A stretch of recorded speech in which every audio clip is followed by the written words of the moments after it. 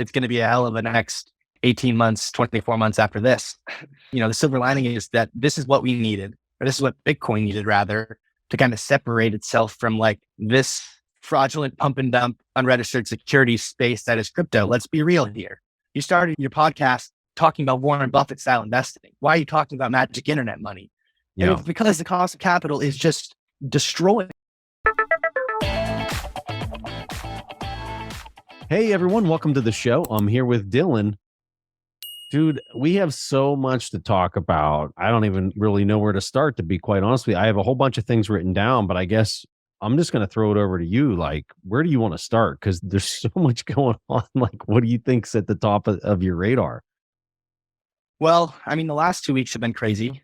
It feels like the crypto crowd gets hit with a black swan, seemingly, quote unquote, black swan every 2 months here.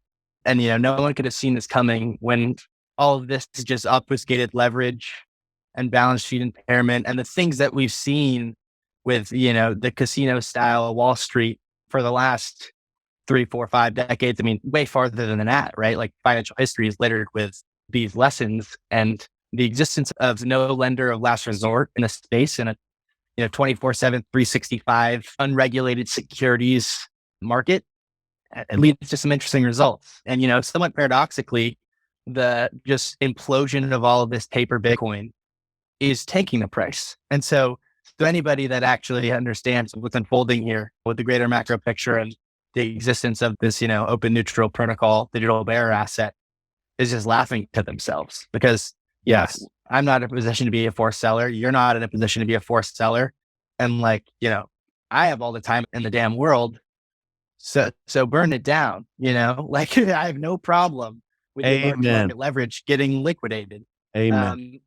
And, especially with this macro cycle, the Fed's in a position where they're not going to be able to keep this thing duct taped together at 5%, 4% rates when this monetary policy with a lag effect kicks in. I mean, that's a different discussion. But, Bitcoin, here we are, 80% down from the highs, hash rate at all-time high, all these on-chain metrics that we've been sharing back and forth with each other for the last, year, 18 months. Yeah, as crazy as I've ever seen them. I will say one, maybe not flaw, but I overestimated in my analysis in 2021 was, look at the supply. This thing is so inelastic. There's no real sellers without really realizing, or maybe I overestimated the fact that 20% of that supply, if there's just more marginal sellers and buyers, obviously can tank the price. And so as we've seen, the macro cycle turn and the long bonds start to sell off, and then all of these implosions and fraud in crypto land, Bitcoin just has this liquidity gauge, both for legacy markets and, beta and the crypto casino has gotten pummeled. So I kind of threw a lot at you there, but I mean, this is nothing but a thing. And it's going to be a hell of a next 18 months, 24 months after this. Man, I just want to bottle up what you said and just pump it into my veins because you're exactly right. Like, Caitlin Long has been jumping up and down about this for at least a year, more than a year. On the way up, she was kicking and screaming. She's just saying, like, there are companies out here creating paper Bitcoins and they are totally manipulating the price action. When she was saying it, I was like, yeah, I'm sure that's happening, but how much, I really wasn't quite sure. But now it is becoming so abundantly obvious that what we're watching is just a straight bank run for real Bitcoin. Everybody is saying, show me a real Bitcoin. And like FTX, they had a negative balance on their balance sheet. I mean, Dylan, I'm just thinking about all these people that are watching a commercial with Tom Brady or Steph Curry or any of these people. They're downloading the app. They're smashing by Bitcoin, right?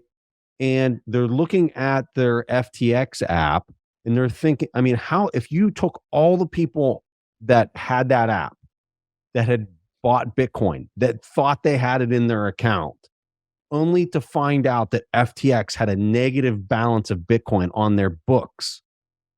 It's insane. It's insane. Yeah. And really more so, Preston, I think the paper Bitcoin thing, 100%, but also this Bitcoin exchange rate is taking a hit because you had, like Alameda and FTX run a Ponzi and pump, what was the total Solana ecosystem market cap at the top of the 2021 cycle? Yes. Like $250 billion of a liquid, like some of these Solana coins, Preston, $40 billion fully diluted market cap with, a $1 billion current, free float market cap. Right. And so like this whole, and Alameda and FTX stuck that on their balance sheet and, pumped it into everything else. Right. You had the L1 trade. It was just a liquid levered beta dog, like for lack of a better term. And it's all unwinding. And the crazy thing was, I knew that there was, and I was not an advocate, but it's an interesting exploration into, over collateralized Bitcoin borrowing and the reality that a 365 day, 24/7 market, an over collateralized Bitcoin. And if it gets less volatile, you don't have to collateralize it as much.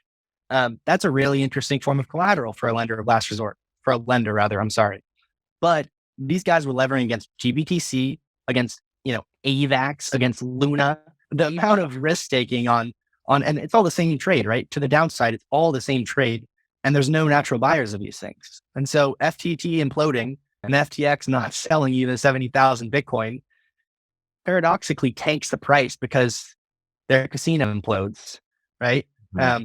But what's happening as a response, because of the general lack of trust left in the system, which is great. I mean, this is the shock that, the silver lining is that this is what we needed, or this is what Bitcoin needed rather, to kind of separate itself from this fraudulent pump and dump unregistered securities space that is crypto. Let's be real here.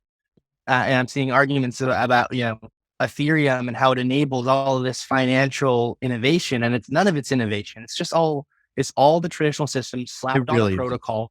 With governance tokens that somehow have a market cap because you're feeding some of the protocol revenue back into the thing. And it's like perpetual motion machine financial leverage that's obfuscated. None of it's innovation. It's all, these token values, give me a break, right? Why are we here? Why are we talking about this magic internet money in the first place? It's not Preston. We're not interested in a casino. Casinos are fun, go burn $1,000, sure. Right. But why do you spend every single day talking about the space? It's because we think it can solve the biggest problem in the world, which is you like to say mutilated cost of capital, right? If the cost of capital is broken, everything's broken. As investors, you started your podcast talking about Warren Buffett style investing. Why are you talking about magic internet money? And it's because the cost of capital is just destroyed. It's centrally planned garbage, and it's leading to centrally planned economies at scale, and it's going to collapse. This whole thing, the fiat system at 120% federal debt to GDP. And so, the unregistered financial securities and governance tokens and all NFTs, for God's sakes, that's cool and fun and cute. And you can have your cool profile picture. But I'm really fascinated in the possibility, probability that we can fix global money, or actually not fix it, but there's only really one thing in the world that's purpose built to be, money for enemies, global neutral money, settlement network for enemies. And Ethereum and Solana and all of this stuff that happened in the bull market. I study it because it has an effect on the Bitcoin exchange rate. And it's why I've, been able to point out a lot of these Ponzi's, for better or worse. Yeah, they are. But but why wouldn't I be interested in buying that? Preston, I've shorted a good amount of these things on the way down this cycle, which I morally I feel not feel great about, but I have no problem with doing. Maybe I shouldn't be giving liquidity to these things at all, but not buying it. I'm covering lower because these things are all worthless. Mm-hmm.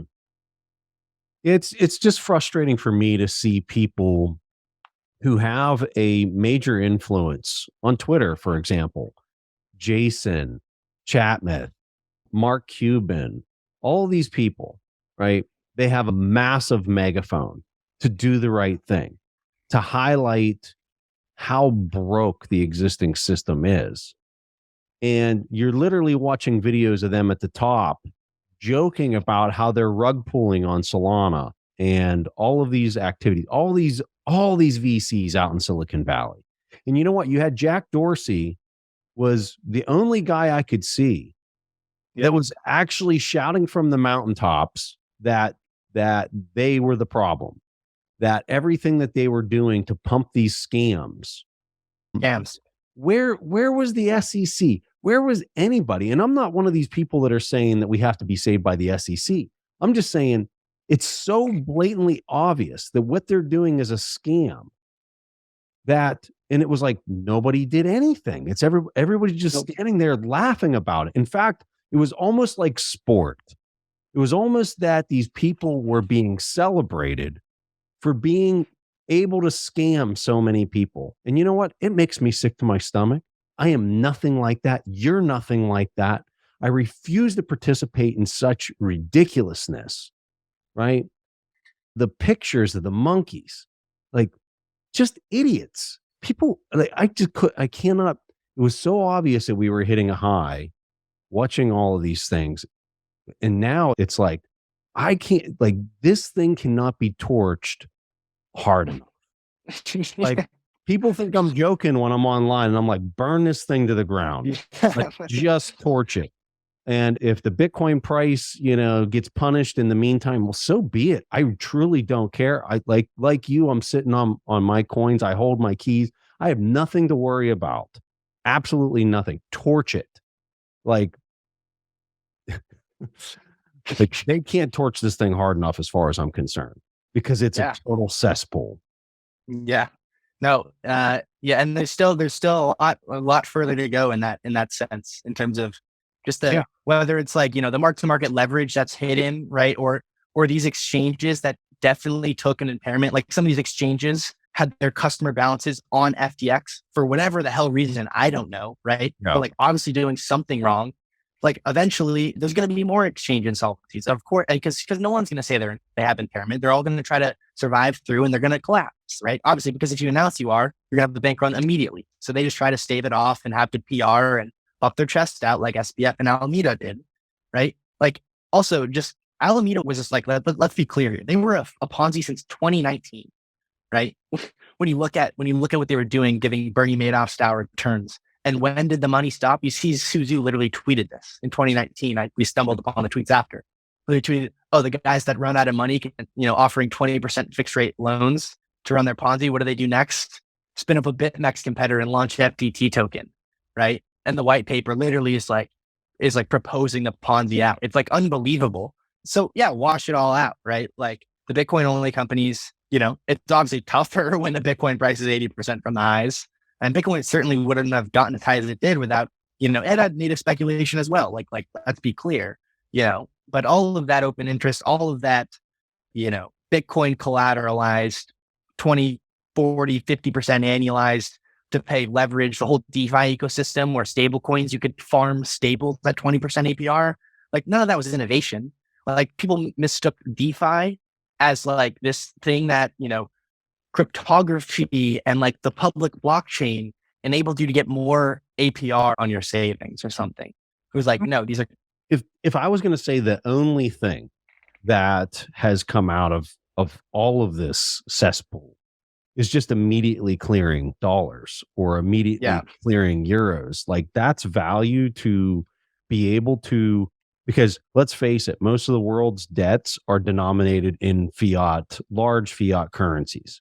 If you can immediately clear those in one of these, third world countries or whatever, and immediately send it to somebody, and they can take custody of that token, and it actually represents, and this is the big if the people managing these stable coins actually have the backing that they say they've got, then maybe there's some innovation there to help bridge the transition to this new world where we actually have a free and open cost of capital because we have a unit of account that can't be manipulated.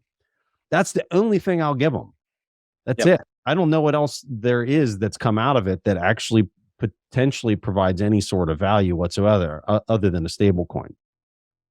Yeah, no, I agree. And it's just bank reserves on a blockchain. Like, it's a privileged blockchain. It's not this open immutable thing, right? Like, obviously it's a centralized ledger that is decentralized. It's an immediate clearance. That's the innovation. Exactly. You don't have to wait for ACH. So let's go to really kind of, by the time this airs, who knows what the heck's going to have happened here. Genesis, Digital Currency Group, DCG. This seems to be like the really big next domino potentially to fall after FTX. Also, Silvergate, you have been really kind of ringing the bell on Silvergate and just looking at their stock price, and it's just plummeting. And they have a major dollar clearing network between exchanges. Talk to us a little bit about both of those two ideas and kind of where you see them stacking up in the grand scheme of things. Yeah, I mean, so Genesis, similar to FTX, it might have been dead in the water already, seemingly, or their loan book took some impairment. I mean, they literally swapped, Genesis did. They swapped $1.5 billion of Bitcoin for UST to give the Luna Foundation Guard their Bitcoin reserves, right? So who knows what they had? This is back. How long ago was that? This was a while ago. This was June or something, before the Luna Ponzi, May, June or something. It all blends together now. But they swapped $1.5 billion Bitcoin for the UST, and presumably, I mean, maybe they dumped it out, but like there was a rush to the exits in the UST, if you remember. Mm-hmm. And who knows how much of an impairment loss they took there, right? They had 170 million FTX, maybe some link with BlockFi, and just like people should understand when they say, it's like duration mismatching or, liquidity concerns or blah, blah, blah, blah, blah. If they have to halt withdrawals in this market without a lender of last resort, they're mark to market insolvent. No. And this is the traditional banking system thing, right? Where they have a lender of last resort and where they have regulations and whatever. So like these things supposedly shouldn't happen, but we have wildcat banking. There is no lender of last resort. So DCG, if you have to stop, Genesis, if you have to stop withdrawals and you're no longer extending credit, you're mark to market insolvent, right? There's impairment loss everywhere in the space. That's why immediately, I think it was a day or two after Luna UST imploded, put out a thread. And I didn't think it was a thread immediately. Half the time I post threads, I just post a thought and then I link another thought and I link another thought. But it's like, get the hell out of yield products. What are you guys thinking? There's $20 billion of dollar, and this whole thing was inflated from nothing, right? It was a financial perpetual motion machine. But there was, $60 billion or however many $1 billion of Luna, and then $18 billion of UST, right? And then the mechanism of like, you commit to UST, you burn Luna, so Luna supply shrinks and it increases the market cap and the price. And it's like, and on the way down, you had $18 billion, poof, gone, right? And, there was basically three kind of drivers to the yield thing. Dylan, this is really important. The $18 billion was like never there. It was all capitalized, right? It's all capitalized, which means it can contract just as fast. But what happens is they go out after they've capitalized this and materialize it out of nowhere. They then go and fractionalize, lever it, right? By borrowing and saying that this is, people are treating it as if it's actually there when it's not. It's been capitalized. And so that's the thing that I think is totally lost in these games that are being played, is they are fractional reserve games from the old system. And people are coming over into this new system. And this is what Caitlin keeps beating the drum about. They're playing these fractional reserve games from the old system, fully not recognizing that they are now playing in a space that is equity based. And the two it's like mixing oil and water. They do not go together. And for people in the future that think that they can step in and play these games really cute, like Sam, guy, he would have told you he's the smartest guy in the room, right? And he steps in and he's so brilliant. He was doing all these strategies from before, but you know what? He was a total moron. He had no clue what he was stepping into. He didn't even understand the basis of what this is all about, right? And he got absolutely annihilated. Annihilated. Looked like a total idiot. Sorry, keep going. It's just important because people don't understand how it gets capitalized. They don't understand the multiple and then how those receipts are then gone out and traded against. It's crazy. Yeah, no, I mean, it's literally like they just leveraged the entire thing up and people mistook this as innovation. They problem we've had for, like currencies and currency pegs. Like this is an age old economic thing, like the currency trilemma, right? And managing this, the capital flow, setting a fixed interest rate, setting a fixed exchange rate. And Luna and UST basically backed the stablecoin with volatile collateral. And as this Luna, basically a liquid token increased in value, people would exchange that to go farm UST, right? And it decreases circulating supply, increased the price. You had $20 billion earning 20% yield from what? Subsidized from their ICO. they realized it was a shell game and said, what? We're going to go buy 80,000 Bitcoin, 100,000 Bitcoin. We're going to be the biggest Bitcoin holder in the world. And it was interesting, Preston, because before I really understood the mechanisms, the mechanics of the Luna Ponzi in particular, do you remember like stocks and bonds were melting down and, post Ukraine invasion, and Bitcoin was getting bid really hard.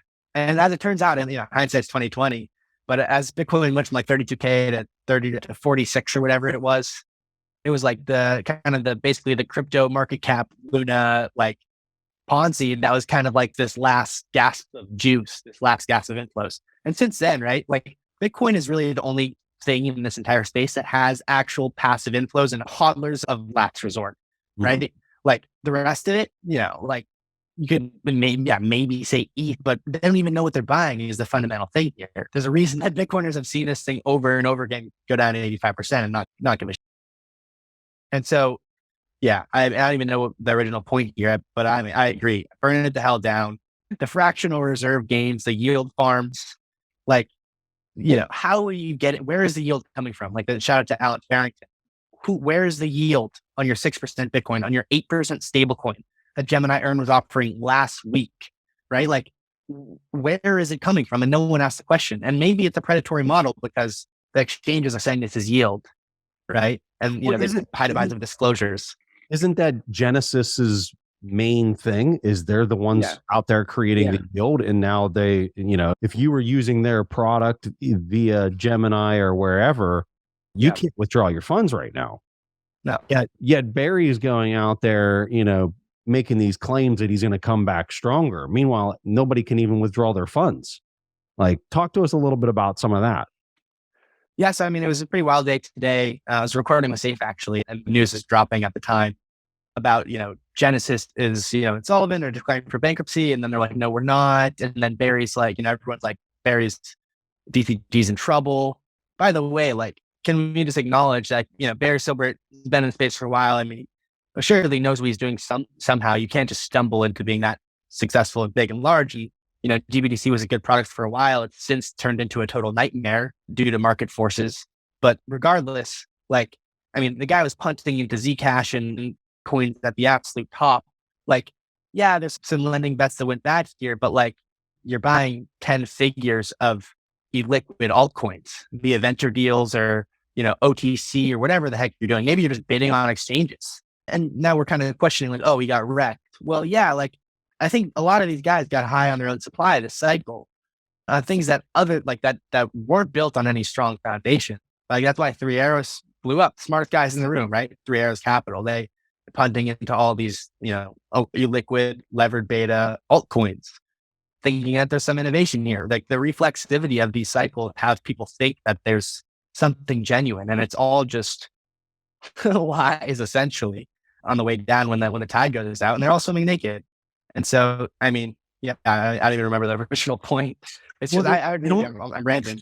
It almost seems like their access to the printing press, like these guys, a lot of these guys that you just named, their access to the printing press was very accessible. And it almost sets them up for the failure because they start going out and getting too fancy because they've got so much money to move that they're getting so fancy with it that it just opens them up to a major fall whenever the tide goes out, like we're seeing right now. I mean, and this tide's going out hard. It doesn't seem like it's going to let up anytime soon. So like now, if they're trying to raise, whether it's 500 million or $1 billion or whatever it is, this is kind of a tough environment to go out and raise half a billion or $1 billion in the face of everything that's happening in this space. I just don't know that they're going to be able to go out and get it. Now, I know in the note today, he said that he has raised 25 million, which is a start. But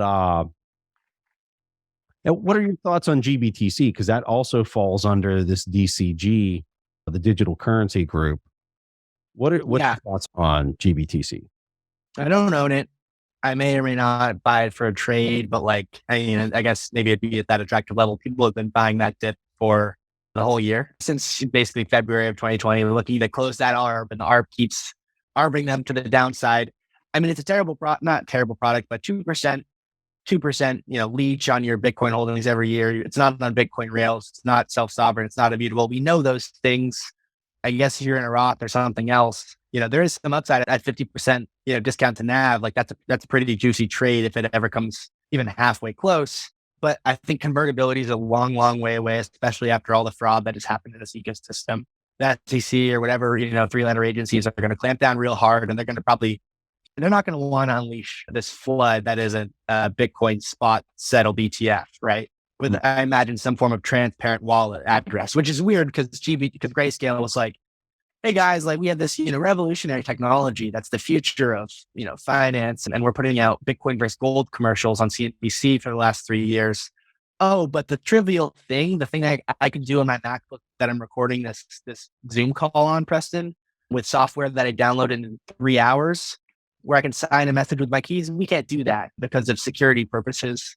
When a competing ETF that's much smaller, admittedly, they only had one address, admittedly, posted their address in a day. They posted yesterday, said, hey, we're with Coinbase custody. Here's our address. We're a big OS3 Bitcoin trust, right? Small trust. Okay. But show us the keys. And never mind that.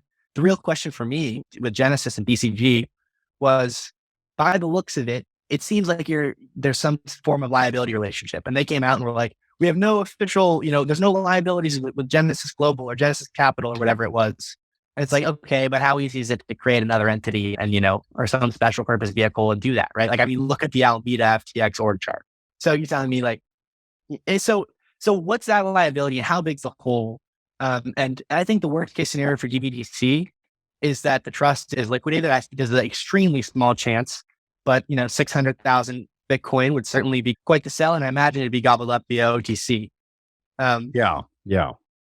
I don't know how to like quantify these things, but honestly, how I've been kind of on the pulse on some of these things in the last 6 to 9 months is just ask questions. Like, I have no answers here. I don't know who has a counterparty with another like firm, but I'm going to ask, or I'm, going to kind of think out these scenarios. And oftentimes like some of these questions have, found decent answers. And so like, I think just preparing for these scenarios, I mean, for the average person, just stack sats, right? Like, but as someone that's kind of in the weeds of this whole thing, it's certainly been fun to kind of dig through it and piece together the puzzle pieces. If it got sold, let's say that it did get sold because they had to raise funds and they weren't able to do it by borrowing. So they have to sell their cash cow because this thing's a cash cow. This thing makes a lot of money for them. If they fumbled that bag, that'd be devastating. Yeah, but yes. So, but if they would sell it, let's say they sell it to a Fidelity or they sell it to one of these other big banks, this turns into a major, I guess my question is do you see it returning back to NAV if the sale goes through to another bank that then can maybe start buying shares back to try to push it back towards its NAV? It seems like they don't have any money to do it anymore. They were trying to do it. They ran out of money to do it. They've got themselves in a bunch of trouble with some other stuff in their parent company. And so they're not able to try to force the price back up to the NAV because they don't have the money to do it. But if you get it to another bank that then owns the product, is that how it gets back up to NAV? Or do you think that there's more to this than that simple deduction? That would be an interesting bidding war. How much would some of these financial institutions pay for the GBTC product, essentially just wrapped on, their institution? And I built a lot of money. This thing's spinning off 30 Bitcoin a day right now, 635,000 Bitcoin, 2% a year, divided by 365. It's like 30 Bitcoin a day. I think I did that math a few days back. Dylan, I don't understand why nobody else has built another trust. Why is Barry the only one that has this product? Yeah, I think they've been around for a while. They got the first step, and then there was kind of this network effect, I guess. Right, everyone was sleeping on it really until 2020, and that's when it went berserk. And part of the reason I think Bitcoin had such an aggressive upcycle and then kind of faltered was the Three Arrows Capital, GBTC, where they were going to Genesis, pledging Bitcoin, getting GBTC shares back, pledging those shares to borrow more money to do the trade over again. And then they got caught when that, premium got arbed so hard with the 6-month lockup that it went to a discount, and 3AC eventually blew up. Genesis eventually blew up.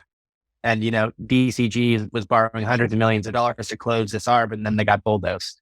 So, I mean, it's like no worry to me. I think there's an extremely small, infinitesimally small chance that, Barry or Grayscale is doing some form of like fraud where a lot of the Bitcoin's gone, right? I think everything after this past 2 weeks, everything is a non-zero chance of happening. Like people should just think, Yes. what if it does?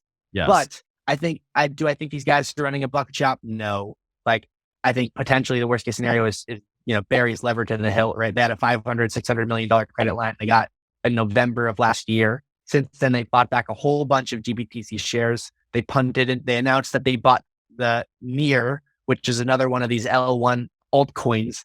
How many millions did they put into that, right? At like local tops, and then they're down 80% since.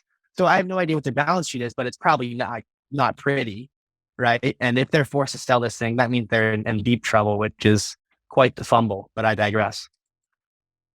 Silvergate.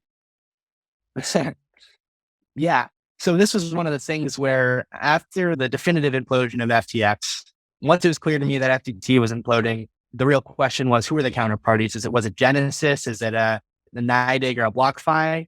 And I couldn't answer the question, who was willing to accept FTT collateral with no natural buyer?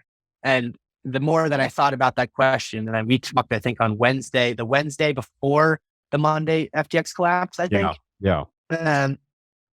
And I mean, we were both pretty confident. I think you shortly before tweeted out comparing Sam SBF to the Enron CEO. But like, it was pretty obvious, I think, once you pieced it together, that the only people or firm that was willing to take a FTT as collateral, because they were obviously levered, as their balance sheet said. And then after they implicitly, Caroline admitted it in the most hilarious tweet of all time. Insane. The dumbest tweet of all time. The dumbest tweet of all time. So just showed her cards to the entire table. So dumb. Classic speculative attack. And it was, okay, once 22 broke and you saw, $100 million of open interest on FTX just evaporate.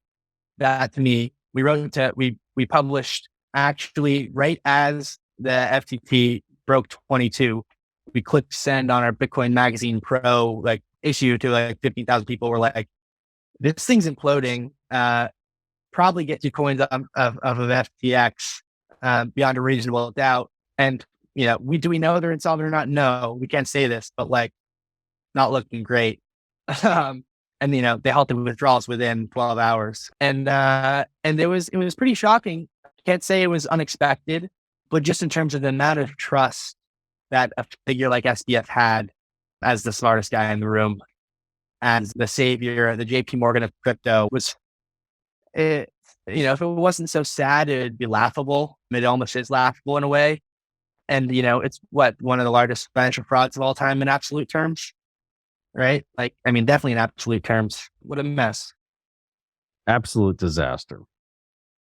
Yeah. I don't understand the mindset. And I guess it's maybe people are just so new to the space that they don't even know what Mt. Gox was, or, maybe their cousin told them to buy it and they think it's like a bank where, they've got a deposit. Of course, it's still going to be there tomorrow. And this space is nothing like that. I didn't answer your question. It was the Silvergate. On Silvergate, yeah. Go ahead. Silvergate piece. Well, okay. So I don't really have any answers. But once I really realized there's two main banks in this space, Silvergate and Signature. And I go on Silvergate's website, and on, not the homepage, I think it was one of the side pages, or maybe it was the homepage. It was literally, I can't make this stuff up. A quote from SBF saying, Silvergate has really revolutionized the blockchain industry and banking for blockchain companies. And it was like, okay. And then the following days, I see people saying, how could we not see the signs? When I wired money, this is what it showed me when I wired money to FTX.com. And it was Alameda Research, Silvergate Bank. That's so insane. You were literally, and they said, Sam Trabucco, the former CEO who retired to go sailing 2 months before this whole thing imploded, he's like, no, don't worry, guys. I just like my boat. Rats jump in the ship. 2 months before this whole thing imploded, they're like, or I guess at the start of 2022, I think it was a CoinDesk interview or something. They're like, what's the relationship between you guys and FTX? I'll meet on FTX. He's like, there's an ironclad wall between us. And in the meantime, you have people that are wiring money to FTX sticking it to an Alameda Research bank account. And just to think of, for Silvergate's terms, like they're already being investigated for money laundering, I think South America or South Africa. And again, like we're talking about securities here, I'm not a banking analyst, not financial advice, but something's ugly, right? There's going to be a clampdown. And as a bank, like the main thing you have to look out for is deposits. You need deposits to be able to lend out, right? And so you see Falcon X as an institutional player. They said we're not working with them. And that the SEN network here, the SDN network, Circle, Coinbase, Paxos, Gemini, like all of these firms that half of them that have their tentacles in this thing are settling dollar balances on Silvergate's network. And so when I see Silvergate's equity, fell 50% a month before FTX and it's fallen another 50% or something, or 30, 40%, whatever it is. The chart looks like a coin. And so I don't know what can happen with that, but all I have to ask is like, how would that be a net benefit or not for liquidity in this space that's already running up? This is the thing I just can't wrap my head around. So like when you establish a business, it has its own EIN number. It's like a social security number for the business.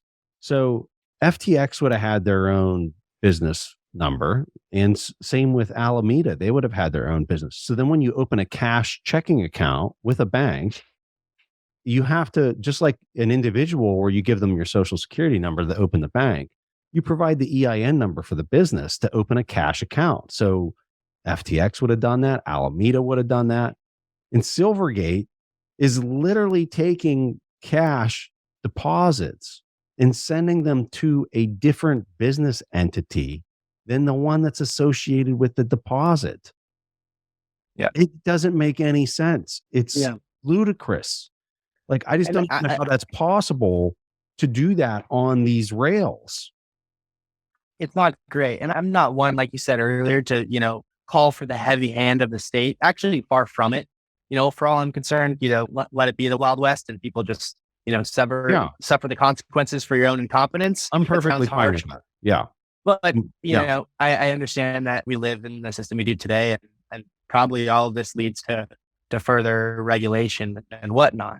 I mean, I think that the legacy system, never mind the stable coins, never mind whatever the heck they're building over on that monstrosity that is Ethereum, I think it's all going to be top down, OFAC compliant, CBDC type of control. The government doesn't give this stuff up, and actually they only steadily encroach upon you more. So like this whole, stable coins are interesting, or like, never mind the SEN network and what that would mean. Just like the trend is so obviously like censorship, control, surveillance. And when I think of any other option besides something that cannot be controlled, it can be surveilled. Obviously, the transparency of Bitcoin is a feature, and to some it's a bug. But the reality is like nothing else. There's no other rail that you'll be able to clear on other than this orange coin. And there's nothing else. So Dylan, when you say you think everything's going to an OFAC compliant, clearly you don't think that about Bitcoin, but you do think it about everything else. Is that correct? Well, yeah. I mean, if you break it down in the most simple sense, the people that say security budget, I just roll my eyes because right now the security budget is subsidized by the issuance of coins, right? And that every halving that declines, and it goes from everybody's paying for the security budget via dilution of your share of the circulating supply, right? Yeah. So as more coins, 900 Bitcoin a day got mined today, right? So our stake in absolute terms, in terminal terms, our percent of the Bitcoin ownership hasn't declined at all. But in current terms, it has, and that's paying for miner security.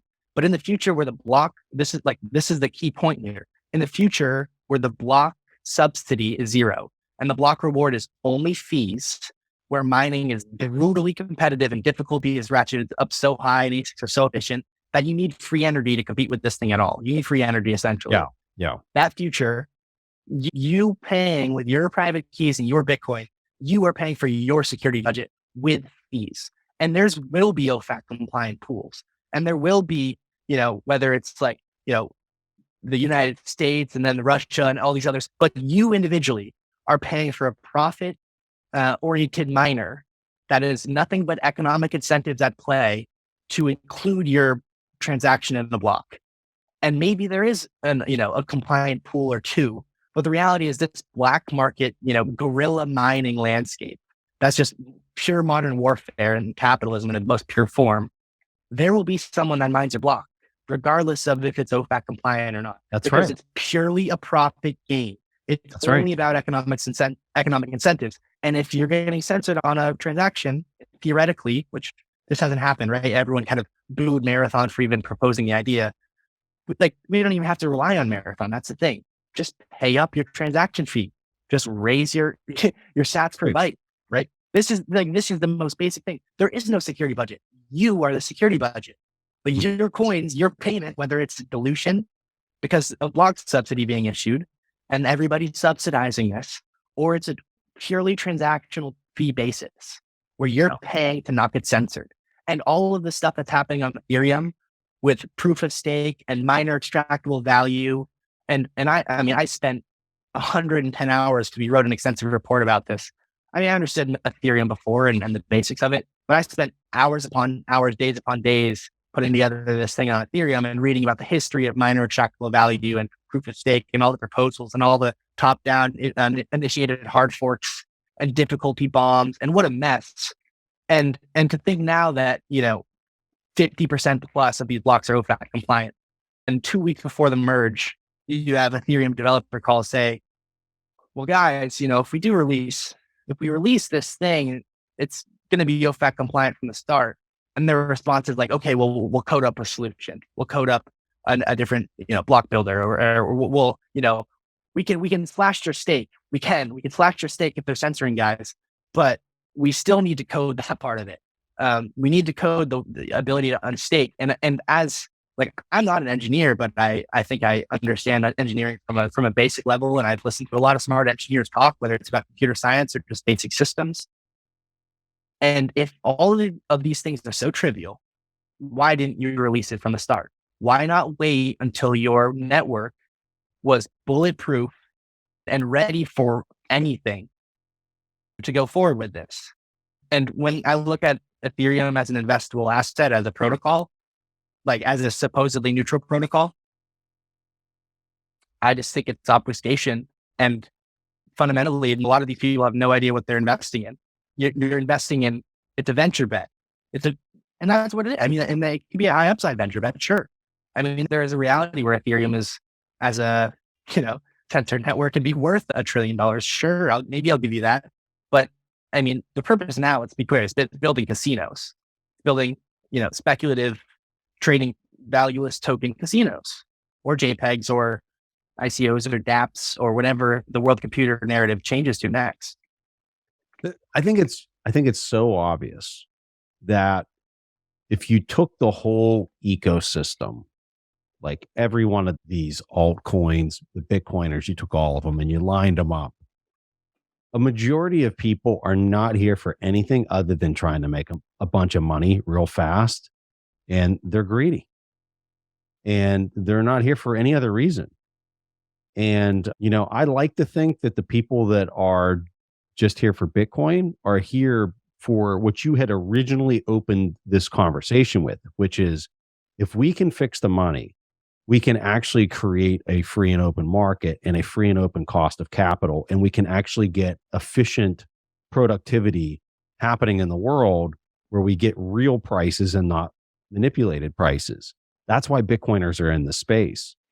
All this other stuff, like when you're getting into the OFAC compliance of Ethereum, I don't think people on Ethereum give about what we just described there with, fixing the cost of capital in the world and what that brings to humanity. They're there because they want to make a bunch of money, and they'll wrap it around this idea that they're innovating with tech. But when you look at what the innovation is, there's no equity behind any of these tokens. There's no productivity. There's no product behind any of this stuff. They're just casino tokens, and they're just trying to get rich and dump their bags on somebody who's dumber than them at a moment in time that, Silicon Valley VCs pump their bags, and they're just trying to get in harmony with that pump. It is sick. It's a disaster. And the validation process on ETH It's a train wreck. Like in the argument I saw online from a person, they were like, well, if people are doing nefarious things, don't you want the government? Don't you want them to be OFAC compliant? And I'm thinking, that's the system you have right now, right? That somebody can come in and censor you. Like, what happens when you're on the wrong side of the censorship? Just like we're seeing with free speech on some of these platforms. Like, how do people not understand that it's only a matter of time until they're on the wrong side of the censorship? It's so simple. It's ridiculous. I had a Twitter interaction with David Hoffman, who is basically, the bankless guys. He posted a tweet earlier and said, basically, the last two cycles were just better Ponzi's on top of each other. Referring to 2017, 2021 or whatever, and how like the whole thing is just Ponzi's. And I was like, no, the whole thing isn't Ponzi's. The thing that you're promoting as like this innovative thing is purely based on a Ponzi, on creating Ponzi's, right? So Ethereum isn't a Ponzi, it's an asset. The funny thing is also, the Ethereum Foundation, the guys that spun up this token, this ICO, right? Pre-mine, they said originally on the website, I can't find it. I tried to find it recently with the Internet Archive, but I've seen it on the Internet Archive before. Like this was like 2 years ago. Ethereum is not competing to be a money like Bitcoin. Ethereum is purely a gas-based asset to be used for compute, right? Yeah, that's the sales pitch. Yeah. And then 6 years later, Ethereum, via top-down centralized fork, and it wasn't, the community said, this decentralized governance architecture said it was fine, right? I mean, the miners didn't say it's fine. Let's be clear. The miners said no. The Ethereum Foundation, for all these changes, said yes. And all of a sudden, Ethereum via EIP 1559, the miners didn't say no to this, but all of a sudden Ethereum is ultrasound money, right? Ethereum is deflationary. It's such a good money. It's deflationary.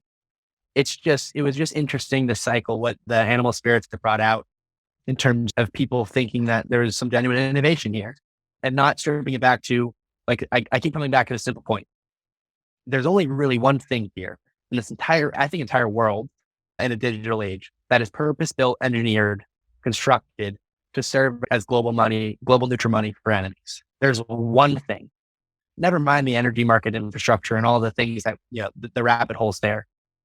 And that's Bitcoin. And your proof of stake token is cute and is really, cool. And I hope you win a casino trip.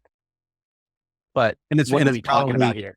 If there is any purpose, it's just going to assist governments in making sure that their dollars can immediately clear in a scenario that speed. That works on Tron. That works. No. I know it works better on Tron. It works. Dude, I had dinner with Pierre Rochard out in LA when I was out at the conference.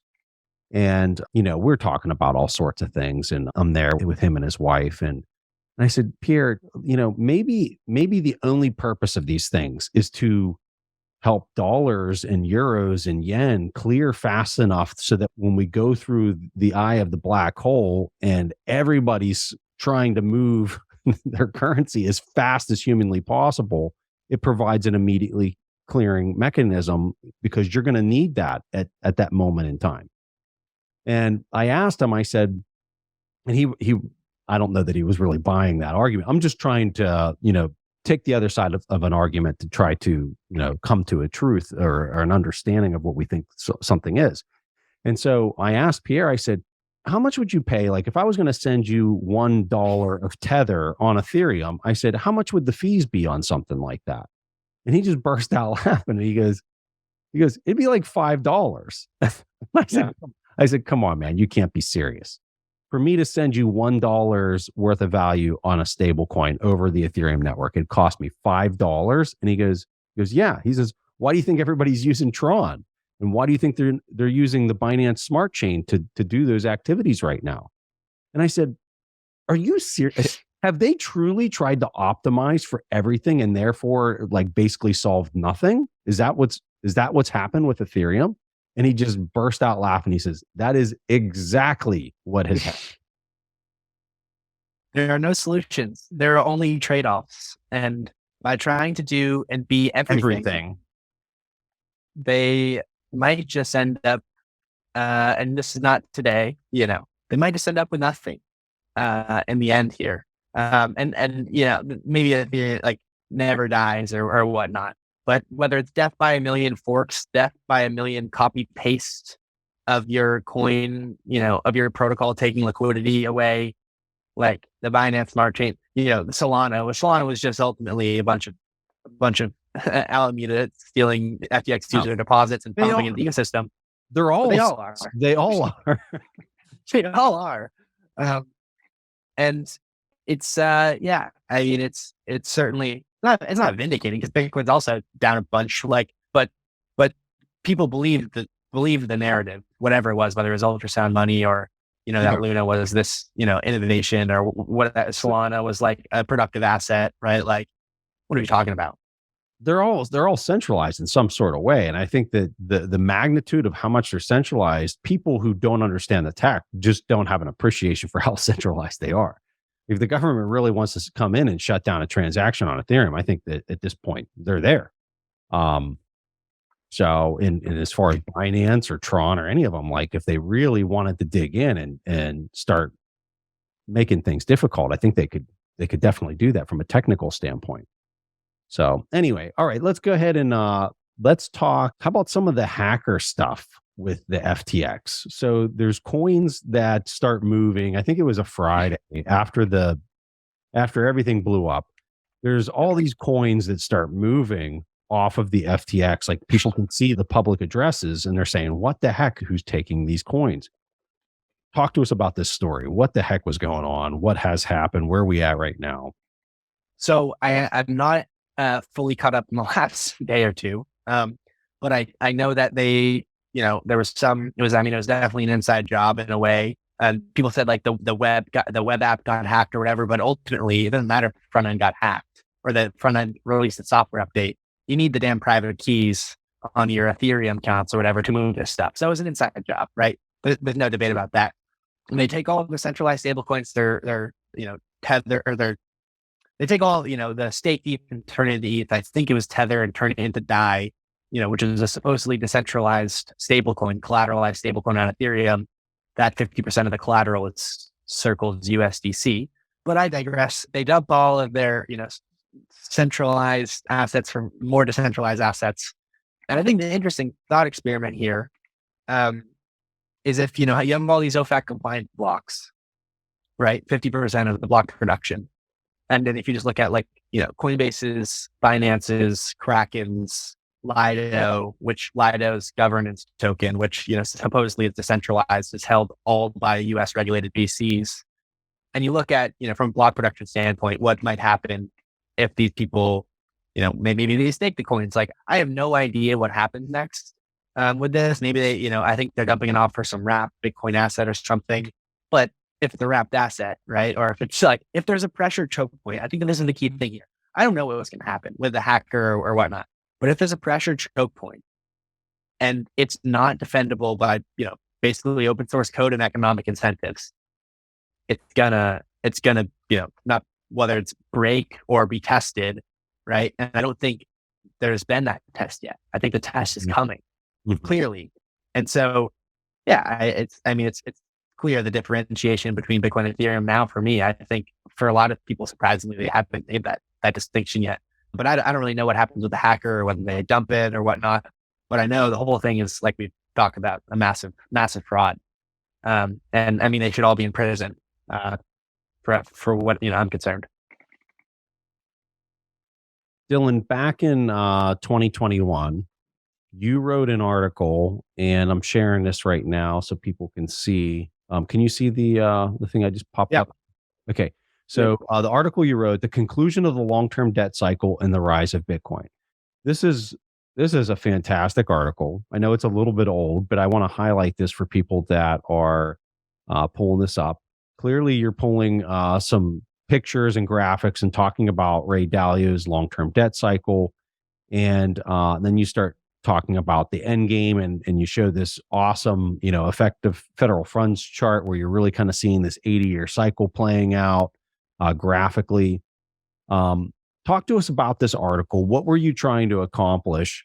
by writing this, and any key points that maybe have changed or that you'd like to add to some of the things that you put in here since 2021. Yeah. So the basis of the article and honestly my Bitcoin thesis is that we're at the end or we're extremely close to the end of this long-term debt cycle that we've seen play out throughout history. But essentially these, there's the traditional short-term debt cycle, 8 to 10 years, whether you understand economics or finance or business cycles in general, people know that recessions happen for some reason every once in a while. That sometimes things are good and bad, and these things are, naturally cyclical in nature. But what's not often understood is like the long-term debt cycle, and that these short-term debt cycles and their own cyclicality lead to these longer form cycles of money and credit. And if you just look at the interest rate chart, right, we're 51 years into this global fiat experiment. We've done, these long-term debt cycles before, but it's been on a gold-backed standard, right? And every time these debt cycles go bust, what they do is they devalue in some way. And that traditionally was, like the US defaulted on its debt twice, right? They defaulted in 1933. They defaulted in 1971 when they broke the gold peg. Now, right, interest rates went to 20% in 1980. And since then they went down, right? And COVID 2020, once again, at the zero lower bound and had, how many trillions in stimulus globally. And I think that the key thing and the thing that, hell, Preston, you've been beating the drum on this for years on end, is mathematically, what's the way out here, right? Yeah. And Greg Foss could talk about this for 8 hours a day if he does. Shout out to Greg. What is the way out when debt to GDP is 120% federally and 400%, globally, and never mind all the off balance sheet stuff? Like, what's the way out here, guys? Because the last time we've been this indebted, or here's a good stat for you. The last time stocks and bonds both fell 20% in a year, 2 years, Preston. 1931, 1969.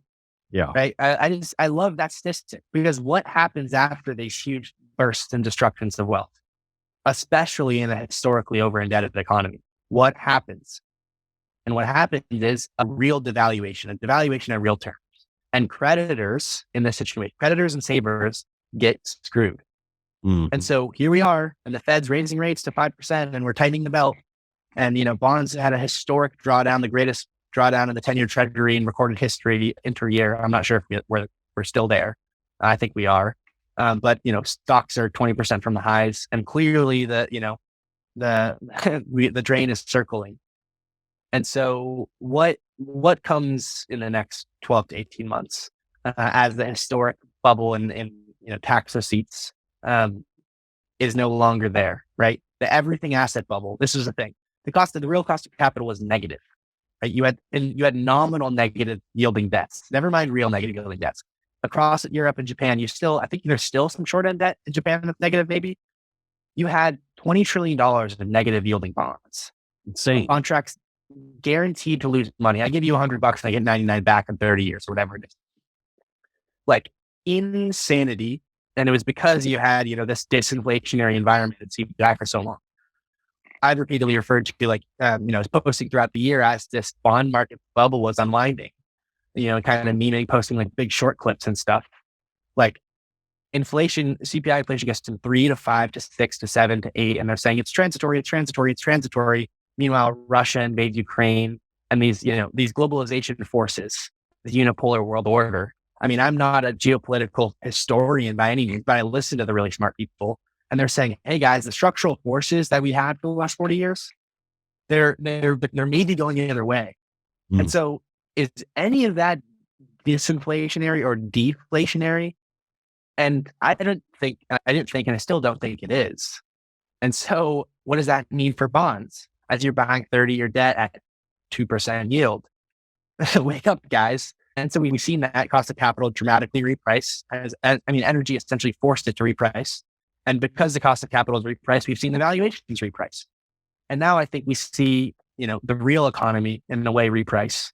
Yep. And the results are going to be quite interesting for, if we just look at past tightening cycles, past disruptions of wealth at this magnitude, we can forecast some pretty crazy outcomes.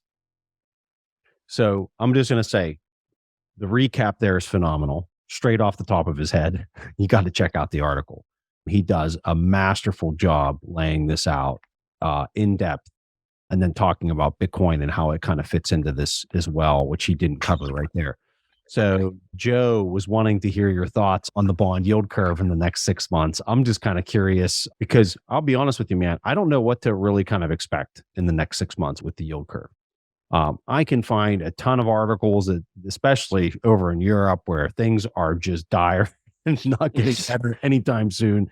And then, I see some other things that kind of seem like maybe the recession's really starting to kick in, and maybe some of the demand that they're trying to suck out of the market is maybe going to play out, and maybe we see some of the inflation start coming down, and maybe the bonds start getting bid a little bit. So I don't know what to expect from here. I just expect a lot of volatility, and I expect the recession to fully start setting in here very soon in the next 6 months. But how do you see the bond yield curve going?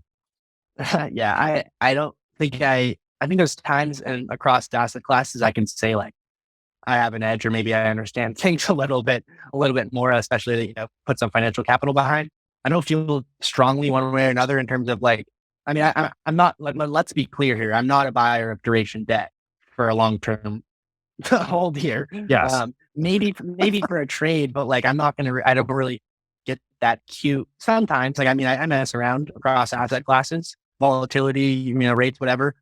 But like, I'm at the end of the day, I'm just trying to buy more Bitcoin, and so for all of the year, or not all of the year, really since the spring, I've just been stacking that cash pile. And so, I don't really know where rates are going to go over the next 6 to 12 months, but I think Joe thinks they're going to go lower, bonds go higher, and he very well be right there. Yeah, I'll tell you, like you, I've been stacking cash all year, but I've just deployed all of it into Bitcoin. All of it. Chad move. Nice buy. Yeah. Now, who knows where it goes? Could it go down to 10,000? I think that's totally in the cards if some of these other things start blowing up, and who knows? Yeah. Heck, if GBTC has to liquidate, I could only imagine what that could do to the price. Like you said, it might happen in the OTC market. I don't know, but I do know that I've participated in markets long enough to know that once you start getting some decent prices and you think that you're within, call it a 6-month window of things, of the tide kind of changing, like you just can't be greedy and think that you're going to nail the absolute bottom. Like that's a fool's errand. And so I've just started, I didn't start it. I've done it. I've taken the cash from 2022 and deployed it into Bitcoin, and we'll see how close I get to whatever bottom I fully expect that we eventually reach. My last question for you, Dylan, is really this. You've been posting some of these charts where on-chain metrics are showing that there's a whole lot of coins that aren't moving. And there's a lot of addresses that are consolidating and buying at these prices. Talk to us about some of these metrics and what you think that they mean. And I think this is a really important thing that people that aren't intimately familiar with this space do not understand about Bitcoin. Yeah, no, on-chain metrics get trolled a little bit because, in 2021, a lot of these things looked super, super strong. Yeah. And then price obviously drew down and the whole crypto thing imploded, like we covered for the first half of the show.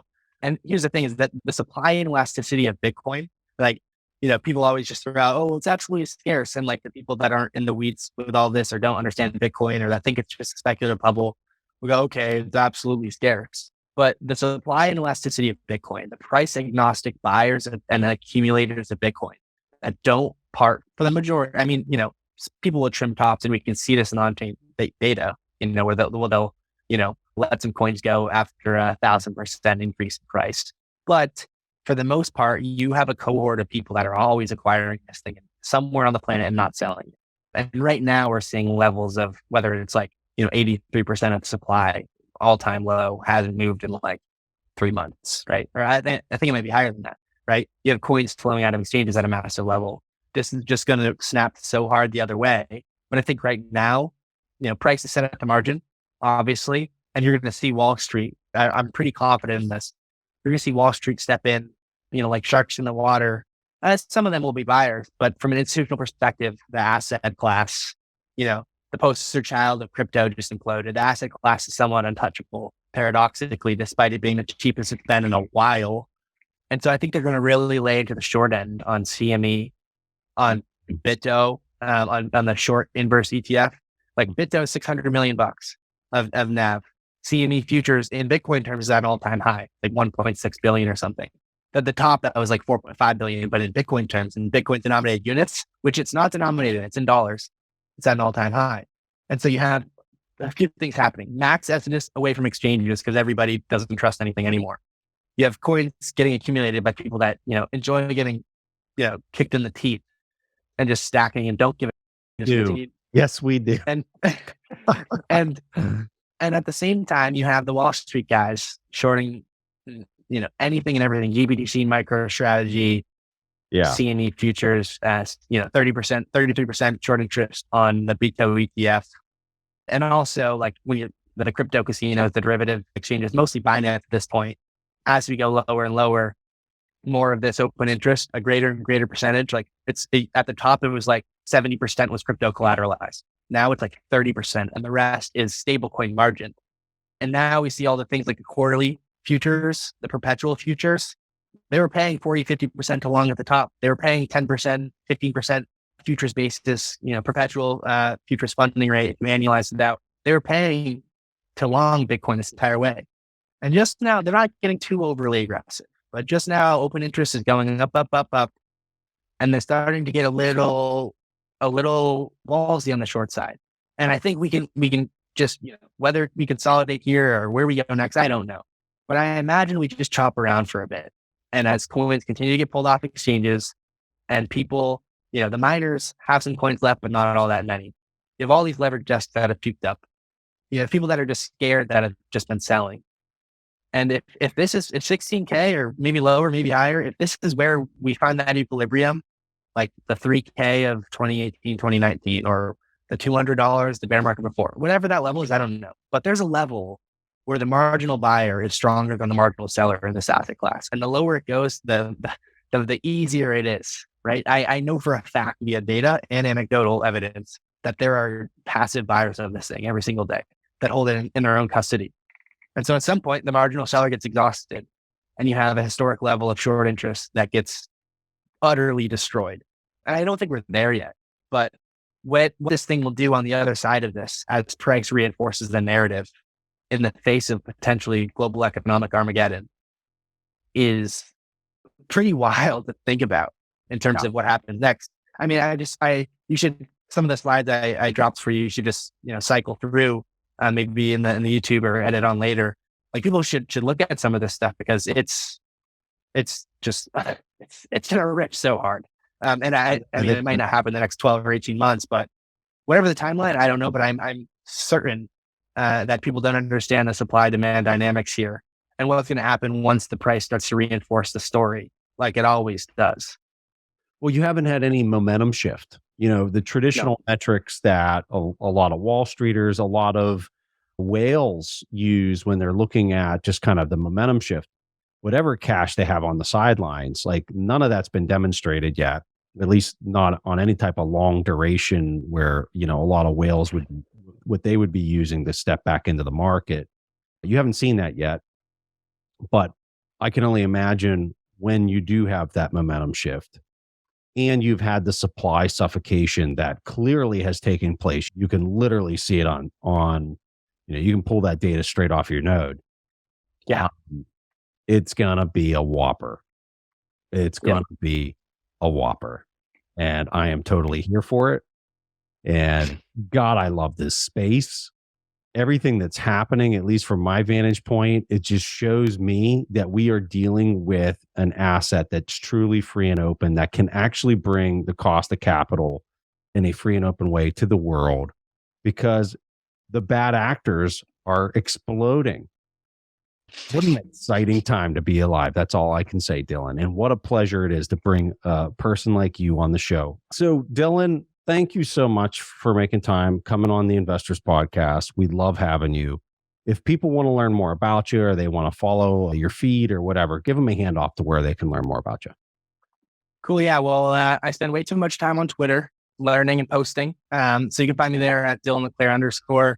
I'm working with Bitcoin Magazine, kind of posting a lot of these thoughts with a newsletter that we put on with Sam Rule, and Jeff Ross has joined the team. And we're putting out kind of all of this stuff from, we talk as a Bitcoin focused newsletter, we talk about bonds and volatility and Bitcoin and the collapse of all these bucket shops and everything in between. So check that out. There's free tier, paid tier. Otherwise, my DMs are open. I'm sorry if I don't get to them, but and I don't really like email or LinkedIn for that matter. But I love this community. It's great to get to meet and talk to some of the smartest people in the world about all these different things. So, find me on Twitter. I appreciate you having me on, Preston.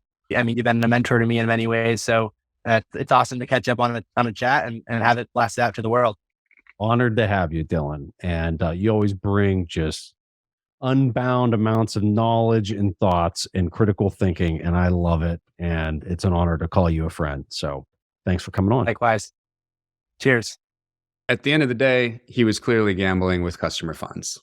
So the money's on the exchange and they were trading it. It's all just trash, marketing, scheming, pumping, dumping, scamming. We need to keep on shouting from the rooftops, Bitcoin, not crypto, not your keys, not your coins.